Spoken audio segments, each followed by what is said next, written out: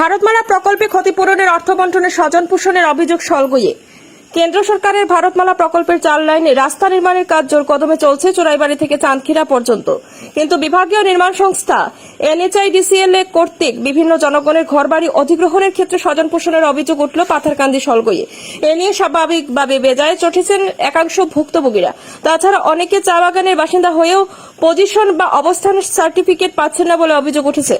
এ ব্যাপারে শনিবার সাংবাদিকদের ডেকে স্থানীয় ভুক্তভোগীদের পক্ষ থেকে শঙ্কর কানু সহ অন্যরা জানান যে মহাসড়ক নির্মাণ হবে তা আমরাও চাই, এমনকি সরকারিভাবে জমি অধিগ্রহণের ক্ষেত্রেও আমাদের কোনো আপত্তি নেই, কিন্তু অধিগ্রহণের ক্ষেত্রে ক্ষতিপূরণ বাবদ স্বজন পোষণ নীতি সামনে বেরিয়ে আসায় তারা মর্মাহত। দেখা গেছে কোনো কোনো জায়গায় পাকা বাড়িতে ক্ষতিপূরণ বাবদ যে টাকা দেওয়া হয়েছে তার দ্বিগুণ দেওয়া হয়েছে বাঁশ বেতের তৈরি ঘরে।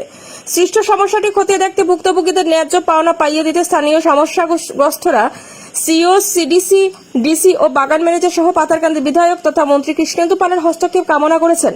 বিষয়টি যদি সঠিকভাবে তদন্ত না করা হয় তাহলে ভুক্তভোগীরা আইনত বৃহত্তর আন্দোলনে নামতে বাধ্য হবেন বলে জানান। এদিন উপস্থিত ছিলেন শঙ্কর কানু, বিকি মহরা, বাসুদেব, রবিদাস, নাজু শাহ, করিম শাহুরাম, মণিঘর সহ অনেকেই। আজকে যে এই সামনে একটা দেখছেন আপনি স্টাফ কোয়ার্টার যেখানে আসে, এখানে ম্যানেজারে লেখাই দিছে টোটালি স্টাফ কোয়ার্টার যেটাও আসে মানে ম্যানেজারের। এই যে ঘরটা আপনি দেখতে পারা ওটা হইলো স্টাফ কোয়ার্টার। কমসে কম হেটার পয়সা তো পাইব যে মানুষের ঘর।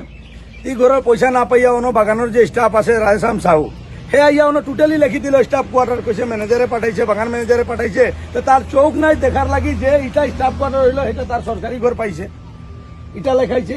লেখাইয়া এখন কি হয়েছে, এখন তারা তো পজিশনও পার না, তারা পজিশন কে বললো স্যার मैं कहा जो उजा जिला से वो प्रूफ मांगा जो साहब कुछ लिख के दे तब दी। हाँ। यहाँ जिला से वो बोलता वो कुछ लिख के दे तब दी। তো ঠিক আছে, ও মাত্র হইলো তারা এরকম ব্যাপার। আরেকটা জিনিস আমরা করি, আমরা যে পাকা ঘর দেখছি এলাকায়, পাকা ঘর হাইয়েস্ট রেট আছে 8 লাখ, 9 লাখ, 5 লাখ, 2.5 লাখ, 3 লাখ পাকা বাড়ির মানে রেট যা সরকারে যাগুলো পয়সা দিছে।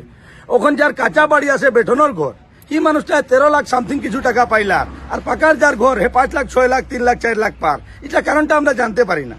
তাই আমরা এই জিনিসের লাগি প্রতিবাদ করি, আর যা কি আমরা যত গরিব মানুষ আছে বাগানো সবর মানে কম্পেনসেশনটা যে পয়সাটা দের সমান করে দিত।